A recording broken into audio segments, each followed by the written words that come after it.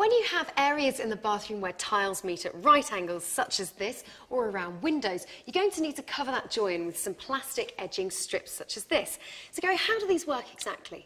Okay, Gemma, well, it's, as you've said, it's a curved piece of plastic that will just provide a nice, smooth transition from the front tile to the tile on the other side here. Okay, lovely. So we're going to use it in this recess here. We are, yes. What's the first thing we need to do to prepare it? Okay, well, we've cut these down like just to take into account the gap that we've got. Okay. These come in 8-foot lengths. Right. Okay, and 6 foot as well.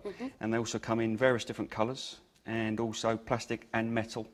So there's a good range to complement the type of tile that you may have. Sure. Is there one size of join like that? No, there's 3 different sizes. There's a 6mm, 9mm and a 12mm. Great. What are we using today? We're using 9mm because we actually have an 8mm thick tile.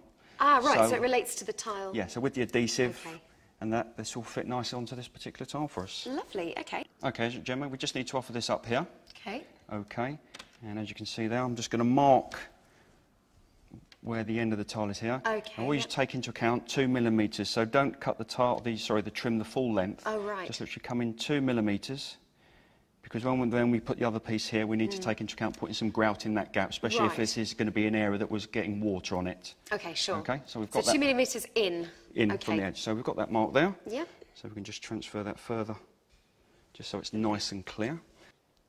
Okay, Gemma, well, what we need to do now is cut the trim with the mitre.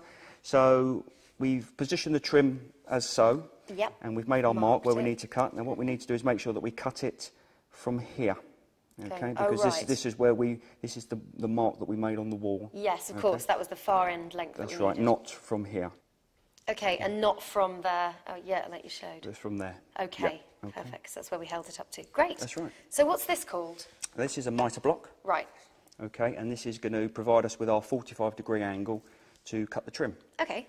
Okay, now because we're framing on a wall, we need to make sure that the piece of trim is the right way up. So whenever you're doing a window, always make sure that when you put your trim into the mitre block, you put it sitting up. Right. Okay, now if we were to tile, we wouldn't be tiling a floor, but if we say doing some boxing in, and we were tiling flat, you would always put the piece of trim into the mitre block flat, like so. I see. Because the angle ends up being, although it's 45 degree, the angle is very slightly different in terms of how the trim fits together. Sure. Will we need to do that on the flat section of our We would have to, yeah. But for here, a piece of trim needs to go into the mitre block, standing up effectively. Yep, no problem. So I'm going to position in... Just hold the trim tightly in place. Okay. Okay, and our line here. Yeah, I see it's lined up. With our junior hacksaw blade. As you position the blade across the two 45-degree slots. Ah, and they hold that exact 45 degrees They hold the blade in place. I see. And then all you need to do is just adjust the trim slightly, just to make sure that you've got it just on the top of your line, like so. Okay, then first of all, always pull backwards. Why is that then? Because the teeth on the blade are actually, when you cut, the cutting actually takes place when you push forward.